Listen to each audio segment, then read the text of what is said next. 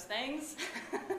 But I'm talking more actually about urban and regional planning, what is more commonly known as city planning. So if you could just shout out a few things that you think of when you think of planning, city planning type things. So strategy. Okay. Economic development. Yes. Goals. Yes. Traffic. Absolutely. Roads. Roads, trails. Yes. Parks, parking, businesses. Right. All of these. Small business administration. Small business administration. Nice. Yes. Okay. So, yeah, of course, there's lots of things. There's housing, just to get us started. How much housing can we have? What types of housing? Where to put housing? Then there's parks, open space. Who has access to that? Is there enough? Do we have enough? Do we need more? And then there's playgrounds, soccer fields, and of course infrastructure. Whether that's road infrastructure, where are the cars going to be? Where are the bikes going to be? Are they going to get along? Those types of things. Infrastructure that you don't necessarily see a lot of. Water, sewer, electrical, things like that. How does it move through nature? How does it move through the city? How do we regulate it? How do we clean it up? How do we have access to it?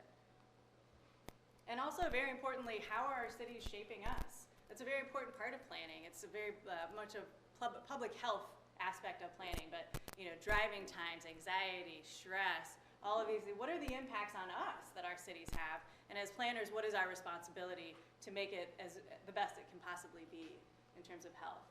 And then it's a little bit difficult to see, but looking into the future, we have smart cities, sustainable cities, access to public transportation, and everybody has bikes, and you use your smartphone to get everywhere, and all these types of things. So looking into the future, what is the future for planning? Is it driverless cars, those types of things, right? So that is just a small, just to get us going, kind of taste of planning and the types of planning that I'm talking about this morning. So who am I? And more importantly, why did I choose a career in planning? So I'm going to get to who am I in a minute, and I'm going to jump to this very important, and some of you may recognize this person, but I just find it interesting when thinking about careers and what you could have. I think Lloyd Dobler from Say Anything in the 1980s really kind of inspired me. You know, a career? I don't know. I've thought about this quite a bit, sir, and I would have to say, considering what's waiting out there for me, I don't want to sell anything, buy anything, or process anything as a career. I don't want to sell anything bought or processed, or buy anything sold or processed, or process anything sold, bought, or processed, or repair anything sold, bought, or processed. As a career, I don't want to do that. So my father's in the Army. He wants me to join, but I can't work for that corporation. So what I've been doing is kickboxing. So, yeah, I didn't really want to buy anything sold, process, or process anything. So I think he summed it up. In terms of my background, what I actually think is really funny about this is I grew up in a military household, and I had many high school boyfriends go through this. So it was also a nod to that. But in looking at my background and how I got here, I'm from California. I grew up surfing in the ocean, and that was, I think, my kind of initial tie to the environment, being able to be moved by something larger than me, but also understanding that there were times that I couldn't go surfing because there was effluent in the water, things like that.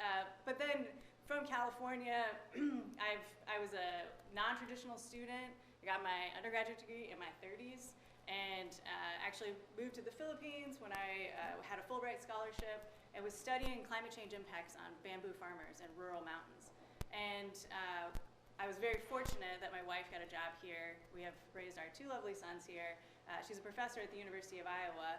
And I feel like all of that kind of got me to this point of, what do I want to be when I grow up? And I found that I had taken some city planning classes when I was an undergraduate. We moved here. I was unqualified as somebody just with an undergraduate degree to do anything except stack some books at the library. So I thought, you know what, city planning, seems like there's something there. I don't have to buy and sell things processed or anything like that. So I was very fortunate. The University of Iowa has an incredibly rigorous and highly accredited urban and regional planning program. So I was accepted, and I got my degree in environmental and land use planning, and was introduced to watershed planning, which is a regional approach to looking at how do we look at the impacts and implications of the flooding and the flash flooding, and how does it impact our communities, how does it impact our infrastructure. And so I was very fortunate in that happening. And so I think that when I look at some of how I got here, because I think people always kind of want to know, like, how did you get here? I think that environmental aspect, the fact that I did some community organizing, I have a little bit of background in organizing, working for campaigns and nonprofits and things like that. And then this training and planning, the two sort of naturally coalesced. So this community organizing and planning is really where Astig was born. Astig is, so it's Astig. Astig actually is Filipino, and that means fresh, new, bold, and unique. And typically when you use it, you're talking about somebody's shoes or the clothes that they're wearing. But I thought, hey, planning can be cool too, you know? So what I'm looking at, though, is community and environmental planning. And it's really key. So these activated communities, healthy ecosystems, and a better world, that's really kind of the touch point of my company. And when I say activated communities, I say that because it's the most important part. I'm not just talking about planning for planning's sake. I'm not even talking about just planning to get the plans implemented. I'm talking about the people that were involved in creating those plans, making sure that they are still involved, that they are engaged and activated citizens, so that beyond the plan, beyond the implementation, people are actually working towards being involved in their communities. So healthy ecosystems in a better world, I really feel as though we are in a climate crisis. And so this company was founded with that as the framework. And in order to transform communities and our landscapes, you have to do that through engagement, empowerment, and advocacy. And I know those are really fun, feel-good, squishy kind of words, so trust me, I'm going to drill into those in just a second. And what I wanted to point out, though, is that I feel as though we're planning for our future right now. Right now is what we're doing. And if you just click on that link real quick, I just wanted to show you some of the services, and it is my website. Please go to it. I put cards on, I think, almost every chair. So it's astigplanning.com. But I just wanted to show you quickly some of the services that we provide. Watershed planning, I talked about very briefly. Comprehensive strategic plans for towns and communities, 10 to 20-year comprehensive plans. Plan implementation, I've been very fortunate to be able to actually continue on to plans and implement them. And I have a training in geographic information systems, so using data and mapping. So those are some of the general services that we offer. And then if we just go back to the presentation, I'm going to talk about a few of these a little bit more. But I think what's more important is how do we do those things? So we do those things by not even just bringing people together, but making sure that we meet people where they're at. So in this top left corner here, I'm actually the project manager for the Johnson County Historic Poor Farm. And I'm going to talk about that in a minute. But we have a disability first framework that we do our planning there. And so we brought people with disabilities, physical disabilities out there and said, how do we get around? What are some of the barriers? What are some of the emotions? What is the reality of your situation that people need to understand? And you'll understand more why when I talk about what the Historic Poor Farm actually is in a minute. But that is really what we try and do. We're not just bringing people to a meeting at 6 o'clock at night, asking them to be away from their families, right? Because if I have to be there at a watershed planning meeting, and I'm probably going to be staring at the 6 other people that I know at that same meeting, right? We've all been to those meetings. And then if you look at the bottom here, that's actually in Vinton, and I was a part of a flood resilience action plan there where we surveyed folks that were they were basically in line for the free food pantry, the mobile food clinic that they have. And I know it sounds strange, we'd be talking to people about how they were being impacted by flooding while they were waiting to get their food. But it was an incredible experience. We were able to help people get food to their cars and talk with people, and then they really wanted to share their stories. We're talking about the most vulnerable people who are going to be living in the most vulnerable conditions. The cheapest housing is next to the creek that floods every year, right? So we need to understand where are the people? So we need to go to them. And then lastly, we need to share meals. I was very fortunate to be able to just talk to people, and people let you into their homes. But that's something that we need to be very intentional about, and it's going into different communities and knocking on doors, and it's that community organizing spirit that I combine with planning that I think actually sets this company apart. So that's how we do it, and I think that's very important. But more specifically, I wanted to give you 2 examples of projects that I have currently running. So, like I said, I'm the project manager for the Johnson County Historic Poor Farm. Can I see a show of hands of folks that know what that is or where it is? Amazing, awesome. So the Johnson County Historic Poor Farm, like it says, 160-acre farm here in Iowa City, just off Melrose. It was established in 1855 to house poor people, people with physical and mental disabilities. And it's still to this day has the oldest existing historic poor farm building in the state. It is the west wing of the asylum, and the Johnson County Historical Society does tours of it. So about 3 years ago, I helped co-create the 10-year master plan for the Johnson County Board of Supervisors to bring this whole site kind of to now. You know, what are we going to do with it now? It's been row cropped for several decades. It's 160 acres. So we have a disability first framework there because people with disabilities, that's where they were housed and taken care of. And so we need to make sure that it's a place where people feel comfortable, but we also need to tell the story. It is potentially a story you could shy away from or bury. And I think I'm very proud of our county for saying we're not going to do that. They could have changed the name from the Historic Poor Farm to name it after somebody or named it something entirely different. But they didn't. They just put historic in front of the name. And I think that says volumes about how much this community cares about learning from our history. So so there is farming out there. There are people farming out there. There's nonprofits farming out there to give food to our local charities. And then there's also community gardens. There's farmers out there doing CSAs. So we have actual farming out there. The county just remodeled or renovated a barn out there, which will be open for public access next spring. We're very excited about having that on board. And then there's going to be trails that are set throughout and biking access and things like that. So please talk to me. I could really talk about it all day, honestly. But what I'm really proud of is that the county created a community action team and a disability advisory committee, two groups that really do a lot of work on the site to make sure that we're filling the gaps of our community at the Historic Poor Farm as it is relevant. And also making sure that with the Disability First framework that we have people with disabilities advising us on what we're doing, right? As an able-bodied person, I'm going to be viewing it entirely differently. So it's been an incredible experience. The second one is the Coralville Flood Resilient Action Plan. We literally just got this contract. It is working with the University of Iowa. We got it this month, very excited. And it's working with flood vulnerable community members and seeing, how are they being impacted, but how can they be resilient, and how are they resilient already? So it's going in and creating community maps and understanding what resilience means for them, and then also hosting open house events, workshops, making sure that we're doing interviews, one-on-one interviews, family interviews. And I feel very fortunate to be working with the University of Iowa Flood Center on this. And my team is actually composed of the Coralville Food Pantry, Impact 7G, which is an environmental group in town, and then the Global Food Project of Iowa City. Folks that are already serving communities that are vulnerable. And I think that this is really one of the more exciting projects that I've definitely come across. And we will be continuing it on through the next 18 months. So please be on the lookout for that.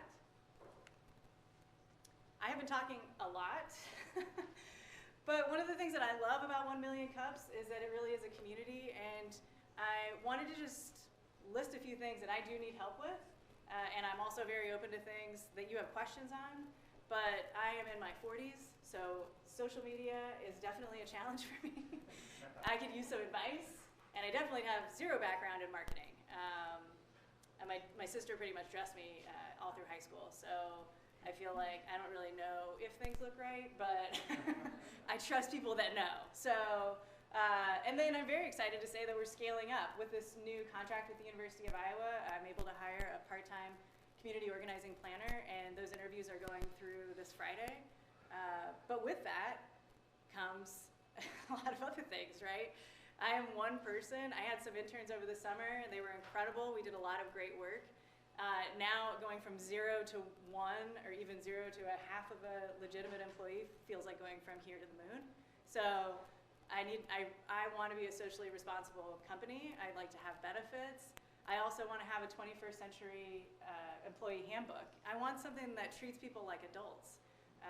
And also make sure that my company has liability and has structure and things like that. I realize I'm a pretty good leader. I'm not the best manager, so I'm really working on those skills of making sure I have the hard infrastructure in place. And then I'm always looking for potential partnerships. I see a lot of familiar faces in the room, but I also see a lot of people I've never met before, so I'm excited about that. And I'm gonna skip here because this is my closer. This got my contact information on. And I can always kind of flip back to any of the other ones, but I just wanted to say thank you, Salamat, that means thank you in Tagalog. I appreciate you all being here, and I really am curious your thoughts.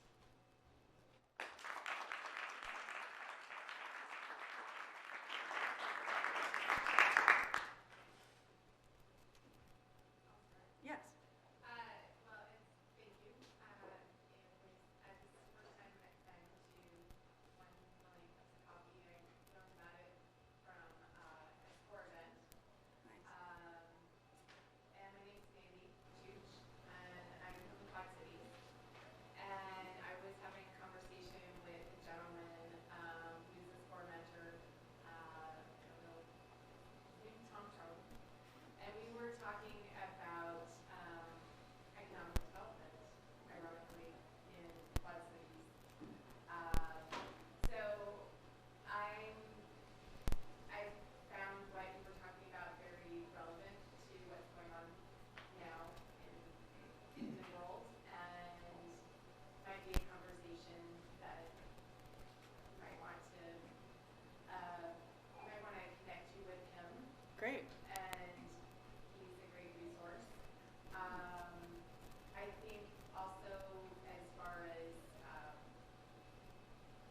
I moved back here from the West Coast after being away from Iowa for 35 years. I was born in California and I was raised in Iowa. And I only lived here 18 years, but I have to say I'm impressed with what I'm seeing. Because I've been in an area where see a lot of these ideas. So I think it's important for us to address climate change.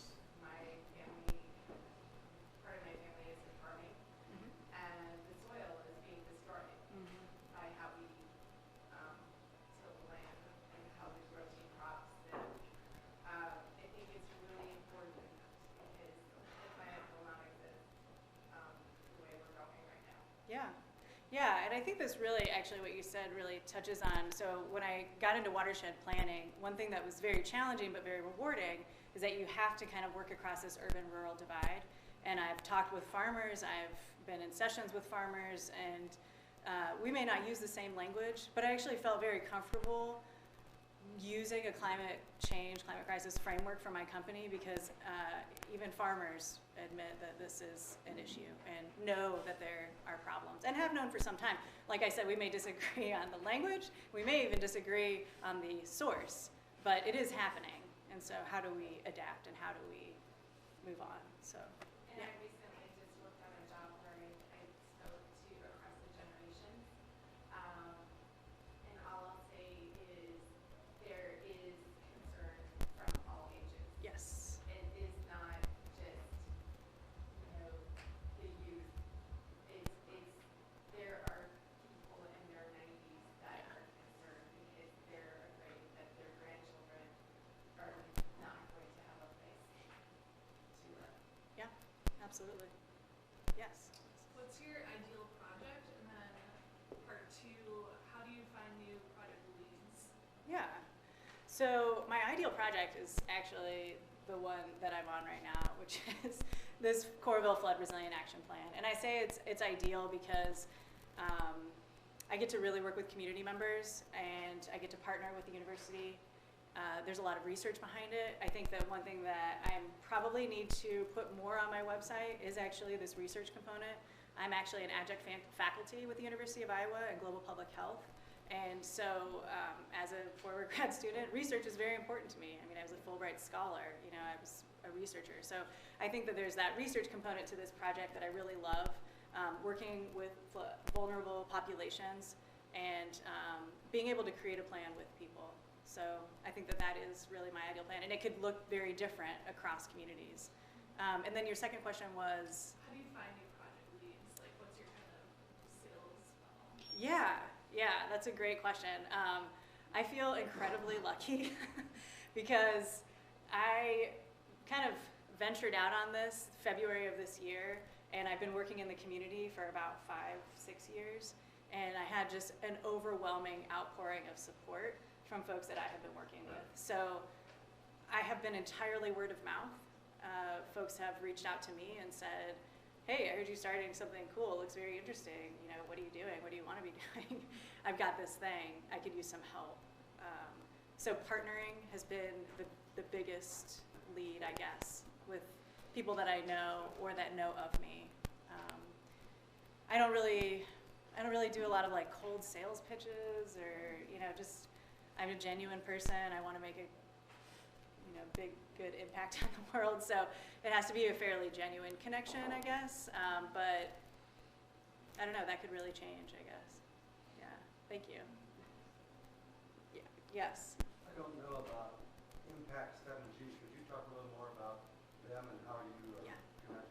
Yeah, Impact 7G, that's a great question. So I feel this is a perfect, actually, follow-up to that question. Impact 7G, I was very fortunate to work with Judy Joyce, who was, that company merged with Earthview Environmental, and Judy Joyce was the founder and owner of that company, and I worked with her previously. She's a geologist by trade, and we partnered together on other projects, and so she was really looking for a watershed planner, and while I couldn't work with her full-time, we partnered on things like that. But they're actually a full-scale environmental services company, so they do everything from wetland mitigation to, I mean, they're very hard sciences, but that's why it works well, because I can provide a lot of the social community planning aspect of some of the projects that they have to carry out in cities and counties. If you're putting in a new road, you might contact Impact 7G because you're gonna, you know, you need to see if that road is gonna impact a wetland or a storm something. And so, but then then the city requires, or the state requires you to have community dialogue around where you're gonna put the road. So that's how we partner. And it's been wonderful. I love working with them. They're highly reputable and also a smaller company, around 20 or 30 employees, so thank you. And you had a question, yes? Yeah, so are you going, so like I see for like the core of the, are you like outsourcing the mapping, all that stuff, or is it you going out and actually doing all this and coming up with a plan and giving it to the city or whatever? So that's the beauty of partnering with the University of Iowa. The Flood Center, they've already done it all. But I have done, so for Fort Dodge, the city of Fort Dodge, I just recently helped them do some watershed planning, and I did all of the mapping for them, and so I can do a lot of the technical stuff as well.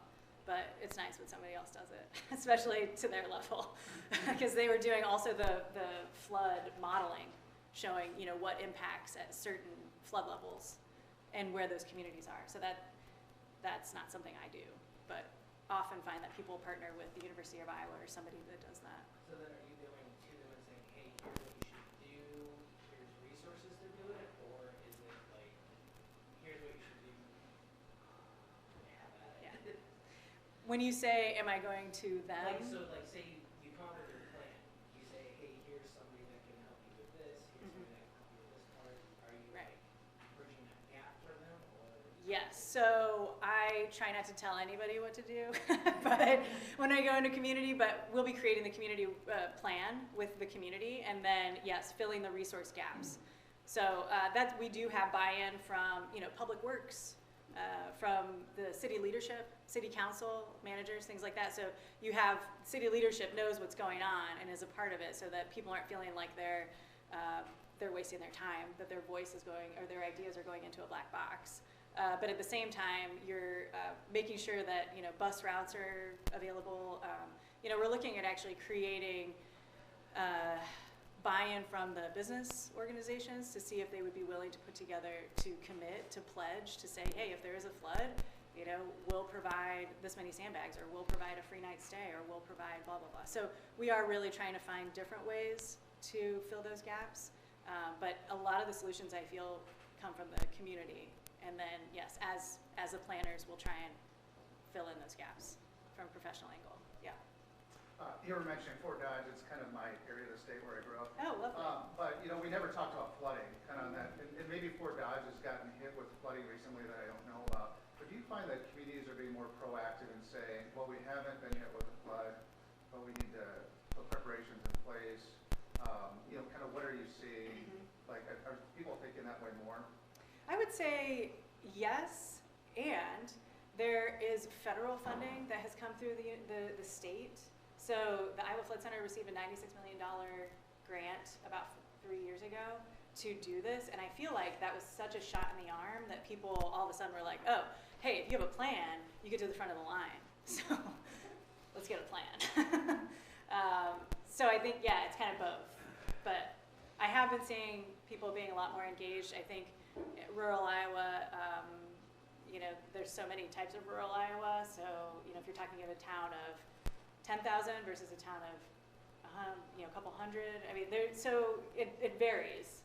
But Fort Dodge is a perfect example where they were like, oh, we need to get a plan. Like, historically, they've not had, like, they are looking at where are they putting their parks, where do people want trails, you know. So it's a nice opportunity to look at watershed planning and not just like the terrible impacts, but if we're not going to put housing here, what are we going to put here, you know. So there's some really great amenities that can happen from it too, that the city really already wants, and it's really ideal when they already own the land. So, but yeah, hopefully that answers your question.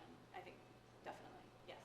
You mentioned when you talk to farmers, you're using different language, but trying to get to the same point. When I went to the program here with the chamber, when we talked to folks like yourselves, there was a lot of talk. We've got to stop the nitrates getting in the water, and farmers are just doing nothing to stop it. And you go talk to the farmers, and their response was, "Of course I'm trying to stop it. I paid for that. I don't want to pay for it again." When you go out and talk to them, are you able to make that, hey, by the way, what we're trying to do is keep all the stuff you just paid for. If you want this to happen, I would make it cost effective. Oh yeah, definitely. I mean, I feel like, you know, it's a tricky balance, really, because I think that, you know, who wants to play the blame game? I mean, it doesn't work. It didn't work in your house. It doesn't work in your.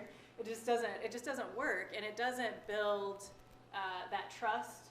And so when you're looking at whether it's urban or rural, you know, people don't want to be told, you know, don't fertilize your lawn just as much as they don't want to be told, you know, you're not doing enough.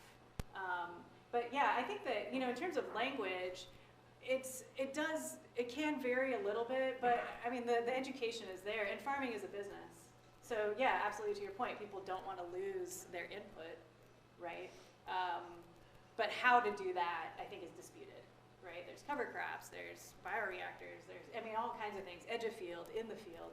It can get very, very technical very quickly. But, you know, I try and see the best in folks, and that people really do want to do the right thing, that they realize that it is a resource that is going away. However you may feel that, maybe there's dollar signs attached to that resource, or maybe there's your grandchildren's future attached to that resource. But I feel like people, I think, genuinely see that. And for the most part, you know, I think that the struggle perhaps is the farmers that own the most land versus those that own less land. Who's doing what, and how do you reach everybody? So I think those are some differentiations that really make a difference. Yeah. I love that we're talking about watershed planning, by the way. It's one of my favorite topics.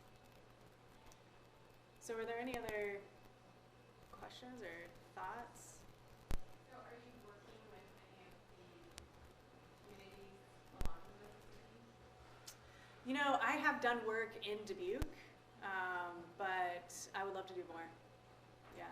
I know that Quad Cities desperate needs to Yeah. their difficulty because it's already on paper and Yes. already said road. Right. Yeah, that's right. Yeah, definitely we'll reach out to Quad Cities. Thank you. you talk a little bit more about how, especially with like the disability first framework, and how you kind of engage those populations to like show people this is necessary? Because I feel like a lot of the times, like you can say this is a problem, but no one believes you until they really like see it first. So how do you like bridge the gap between those populations and then the people making the decisions? Yes. Well, I have been very fortunate. The Johnson County Board of Supervisors really are tuned into the sensitivity of the site. It's not a terribly hard sell to even just putting together the Disability Advisory Committee. I think everybody was like, yeah, absolutely. We don't really know. And what I think is really amazing, actually, what surprised me with the historic Poor Farm is there are already a lot of groups that are people with disabilities that tour the site and have toured the site for many years. And I don't know why that surprised me so much. I guess because when you go out there, and I hope you do, it's not easy to get around. It's really a farm, and that's kind of been some of the challenges, making it publicly accessible without making it look like Disneyland. Really trying to retain that genuine historic nature of it. But I was really surprised at that. And also because when you go to the asylum, and like I said, please do reach out to the Historical Society and schedule a tour. I'll just say that they kept humans in there for 30 years, and then they kept hogs. So it gives you a sense of how people were treated and what it looks like and what it feels like when you walk in there. So for me, when I found out that people with disabilities groups were actively and have since ramped up how much they're going there, it really did surprise me because I found that would be, I just feel like that would be so hard. But then I thought, well, that makes sense too, because it is your people and you want to see how your people were treated, and also a reclamation of the site. So I feel like reporting back to the supervisors what people were saying and how much people were visiting the site, it was actually one of the easier times I've had in trying to bridge that communication gap. There have been other harder, difficult times, when you're looking at marginalized communities and people having a voice, and how do you get, people at the table to really care or to actually take action. Those can be more difficult situations, and it can be very political, as you can imagine. I mean, it's 90% political. So trying to figure out who do you need to talk to that will be influential, that will actually be the champion, I think is one of the bigger takeaways, is to make sure that you have that champion that's involved. And with the Poor Farm, I would say almost all the supervisors are that champion. So it's been an incredible opportunity. And it's why I think you'll see that so much is happening. I mean, they've been investing a lot of money into the site so that that history is retained and we can actually experience it into the future. And we are looking at actually putting sort of like a farm incubator or I want to say an agricultural institute of sorts out there as well. So training farmers on, how to sustainably manage land. There's 120 acres that are really able, or at least 100 acres that are able to be farmed. And so we're looking at doing education out there on a real level. So talk to me if you want to learn more about that too, because that's a big chunk of information. So are there other businesses, organizations that do what you do elsewhere in the country, and kind of how big is your radius? How far would you want to go to do a project? So Adrienne Marie Brown wrote a book called Emergent Strategy, and I highly recommend it if anybody's heard of it or would like to read it. And in it, she talks about moving at the speed of trust. And I really take this to heart because I've seen a lot of plans where people don't take that time, and I feel like, and I've been a part of that, honestly. I mean, I will admit my faults, as getting training and getting mentorship and trying to do planning, you learn your mistakes. And I feel like I say that because I would like to stay in Eastern Iowa for now, because this is my home, and I really want to build that community, and I want to build that trust. It's not to say that I wouldn't want that to expand to Iowa and the Midwest and, and the nation. Certainly I would. But I want to be real too, and I want to make sure that people understand that when you're doing this type of community work, you can't just go in with a plan and idea. It's really about working with the people. So I think that would probably be my reach for right now.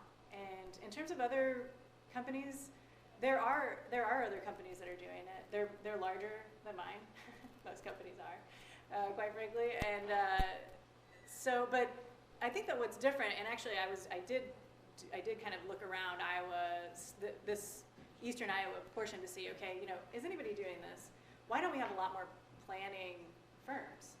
We have our engineering firms and design firms with planners.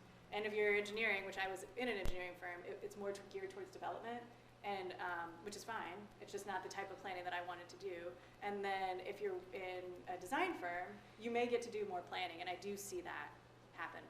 But I would say planning is typically a side. Very rarely, there's maybe one or two companies in the state that have it actually supported.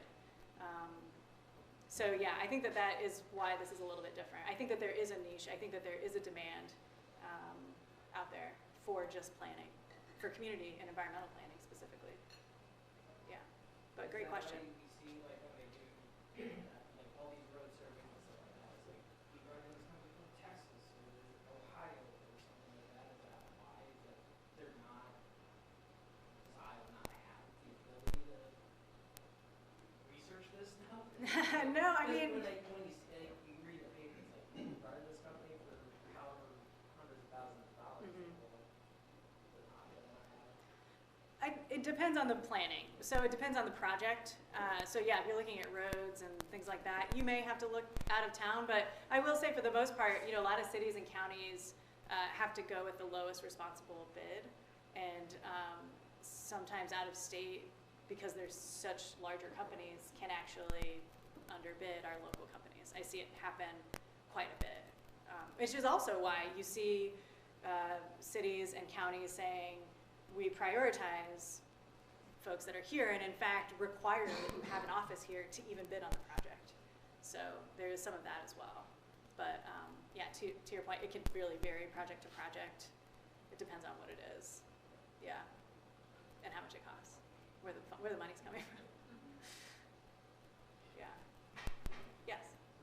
Just wanted to say that it seems very impressive because it's kind of like what you touched on just a minute ago. You can have all the ideas you want, and they can be great ideas, but if you don't actually do anything about it, then, all you're doing is talking. But it seems like you're actually doing something about it, so congratulations. Oh, thank you. Yeah, it's been a journey. But yeah, it does feel that way. It feels like, yeah, we can have these great ideas, we can have these great plans, but we really need to do them together. So. I think it's building the network of connections that can help facilitate action. Yeah. I'll talk to you afterwards. I have a Sure. few names of organizations and people that would maybe be open to the conversation. Great, wonderful, thank you. Yes, yes. You talk about marketing and in general social media presence, yeah, that's usually good. For your specific industry, what are your goals? Like what are you trying to put money into to get money out? It's a really good question. So far I've put zero money into it. I say that's the way that you should continue. So until you Great. find what you want to happen, like don't go on Facebook and try and buy AdWords, don't do any of that. There's a lot of people here that can talk to you better about that than me. But identify what you specifically want to happen. Like no one, and for you, you're such a professional service, you could probably just email people for free every single day, and that's going to have a much larger ROI on your time and money than trying to get someone cold acquired through Instagram or Facebook or Twitter or whatever. So I just don't think that that's something, like it's probably in the back of your mind, like I should tweet something or put an Instagram post out today. I just don't think that's exactly what you need to do. So I would encourage you to talk to someone smarter than me about that, but That's so what I was hoping somebody would say. Because it is exactly what happens. In fact, I had a blog on this site, and it was killing me so much that I wasn't posting on it. I took it down 2 days ago because I was like, I can't do it anymore. It's too stressful, and I'm up at night thinking all the things I should be saying, and I don't have time. So thank you very much for saying that. Yes. He's much better than Well, I'll echo Lisa. I work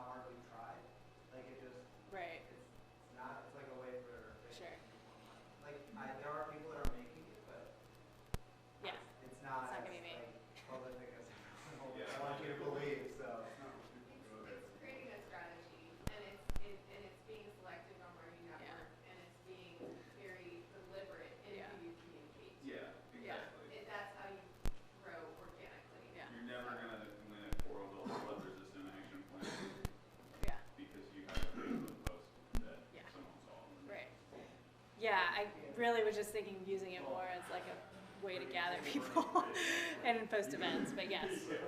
I was gonna say, I think at this point you definitely don't need to spend money on it, but selfishly, I would love to see like updates on these projects, Yeah. even if it's just like little pictures of Yeah. like, you know, the work that you're doing, meeting with Yeah. these people. I think that really builds rapport with people, just even like an easy thing to do. Right, and that's exactly what I was trying to say. Yeah, that is how we have been using it. And by we, I mean when I had interns and had bandwidth for that. But yes, moving forward, it really is kind of how we would just promote it to say, hey, this is what we're doing. Hey, check us out. We're, you know, at this community event. Geek out over that kind of thing. Yeah. Okay, I'll keep you in mind. What updates, Vanessa? That sounds good. I can do that. Great. So funny. I didn't even think of like Facebook as moneymaker. That's where I live. So I'm glad to hear that. I know that's real. Yeah, I think LinkedIn would be like the way to go if you're trying to get that business like city government stuff. I would try LinkedIn. Right. It's Yeah, I am. gonna be a more professional thing, and you Yeah. can like waste money to get seen because you can Right. tag in the post Right. and get extra help. I mean, it doesn't cost anything. I have been a little bit more active on LinkedIn, and I've not like purchased the premium yet because I don't really know if that's any better. But I figured I should try it and see how it goes. And it also, and I'm gonna plug my other thing I do, SCORE. If you ever worked with SCORE or the Small Business Administration, those are organizations that can help you get access to individuals that have a lot of experience in coming up with strategy Yeah. in the areas that you're looking for and can help refer you to others. So, Yeah. Definitely chat about that. Thank you. it's good to get a SCORE member. Great. Thank you. If there's no more questions, you basically answered our final question that I usually pose, but I'll ask it for the benefit of folks. What can we in the community do to help you? You're really doing it already, honestly. This has been an incredible experience. It helped me clean up my website before showing it to everybody and helped me think a little bit deeper as to what Astig planning is and where we're headed. So thank you.